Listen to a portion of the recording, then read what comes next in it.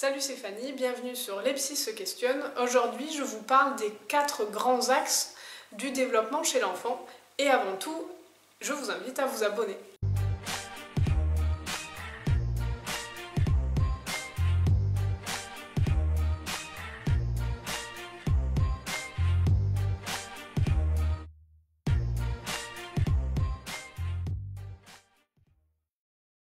Je vous parle aujourd'hui de ces 4 axes de développement, alors à savoir que c'est une façon de penser le développement de l'enfant qui nous vient de théories qui sont très communes et qui me parlent le plus. Une petite expérience concrète pour vous expliquer pourquoi les enfants se développent chacun à leur manière. J'ai matérialisé les 4 grands axes de développement.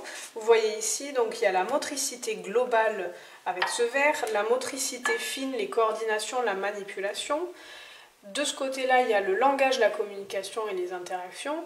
Et pour finir, la sociabilité et l'éveil. Je vous présente le potentiel d'acquisition de votre enfant.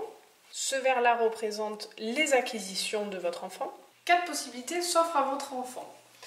Première possibilité, se passe un jour, le vert des acquisitions se remplit et l'enfant décide de remplir chaque vert de manière équitable. Deuxième possibilité, un jour se passe, le vert des acquisitions se remplit et l'enfant décide de mettre entièrement les acquisitions du jour sur un axe de développement, ici par exemple la motricité globale. Troisième possibilité, un jour se passe, il n'en fait rien. Plusieurs jours se passent et le vert des acquisitions se remplit. L'enfant décide de répartir ses acquisitions de manière égale au niveau des 4 axes. Quatrième possibilité, un jour se passe, 2 jours, 3 jours, quelques semaines peut-être, le vert des acquisitions se remplit et l'enfant décide de mettre toutes ces acquisitions, je reprends le même exemple, au niveau de la motricité globale. Cette expérience, elle est là pour vous montrer qu'il y a 2 grands principes autour du développement de l'enfant.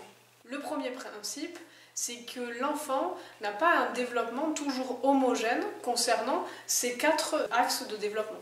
Le deuxième principe est que le développement de l'enfant peut se faire de manière irrégulière.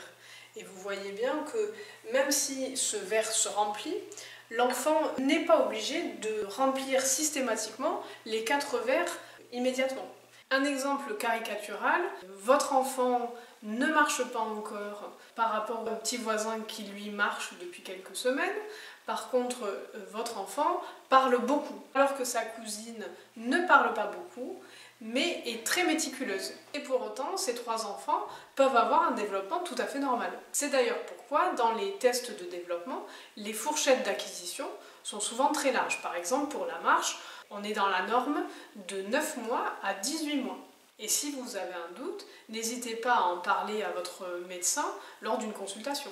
En espérant que cette vidéo vous a plu, à bientôt.